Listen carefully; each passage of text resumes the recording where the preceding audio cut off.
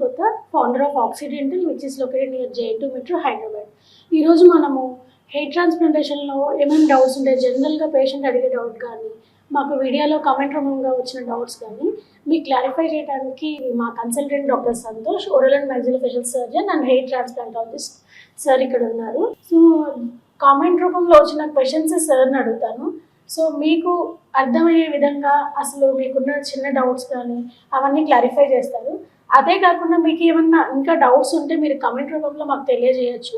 So that sir అనేది explain చేస్తారనమాట. So జనరల్గా అడిగిన క్వశ్చన్ ఏంటంటే ఏ ఏజ్ వాళ్ళు హెయిర్ ట్రాన్స్ప్లాంటేషన్ చేసుకోవాలి, సో ఏమన్నా ఇంకేమన్నా అంటే డయాబెటీస్ కానీ ఇంకేదైనా ప్రాబ్లం ఉంటే చేయించుకోవచ్చా లేదా అని జనరల్గా అడుగుతూ ఉన్నారు. యాక్చువల్లీ మీరు ఏజ్ ప్రకారం అడిగారు, ఏజ్ గురించి అడిగారు కాబట్టి హెయిర్ ట్రాన్స్ప్లాంట్ అనేది 25 years below is a good option. కానీ ఏజ్ అయినా పర్లేదు. ఇప్పుడున్న లేటెస్ట్ లైఫ్ స్టైల్ ప్రకారం 40 years వరకు కూడా మనం హెయిర్ ట్రాన్స్ప్లాంట్స్ చేయొచ్చు ఈజీగా, నో కాంప్లికేషన్స్, ఏం ఉండవు. అండ్ చాలా నా ప్రీవియస్ పేషెంట్స్ చాలామంది 34 years వాళ్ళు ఉన్నారు, 40 years వాళ్ళు ఉన్నారు, బిలో 25 ఏజ్ వాళ్ళు ఉన్నారు, అందరూ అన్ని రకాల ఏజ్ వాళ్ళు ఉన్నారు. మీరు అడిగిన ప్రకారం ఏ ఏజ్లో అయినా చేయొచ్చు, దానికి రెస్ట్రిక్షన్స్ అనేది ఏం లేవు, age restrictions. And next topic ఏం అడిగారు మీరు, డయాబెటిక్లో కూడా చేయొచ్చు hair transplant. But uncontrolled diabetes is different, normal diabetes is different. Type 2 డయాబెటీస్లో అన్కంట్రోల్డ్ అంటే ఇప్పుడు more than 300, more than 250 mg/dl ఉన్నప్పుడు is not suggestible for hair transplantation.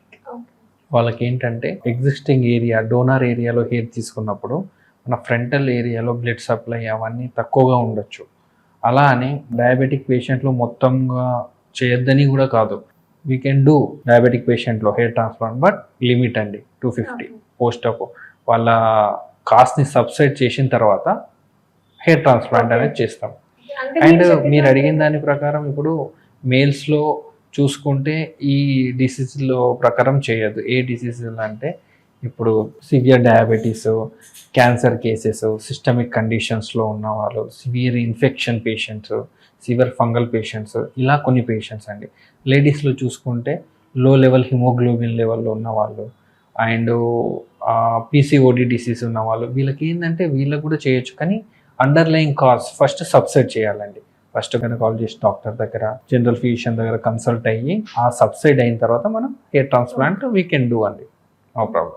So అంటే మీరు ఒక పేషెంట్ వస్తే అతను ముందు నార్మల్గా ఒక బ్లడ్ ఇన్వెస్టిగేషన్ చేసి అతను అంతా ప్రాపర్గా ఉన్న తర్వాత మనం ప్లాన్ అనేది చేస్తాం. యా మేడం, ఎప్పుడైనా ఈ మైనర్ సర్జికల్ ప్రొఫైల్, ఈ బ్లడ్ టెస్ట్ అనేది వెరీ ఇంపార్టెంట్. హెయిర్ ట్రాన్స్ప్లాంట్ అనేది కూడా ఒక సర్జికల్ ప్రొసీజర్ కాబట్టి వెరీ ఇంపార్టెంట్ మేడం. యా.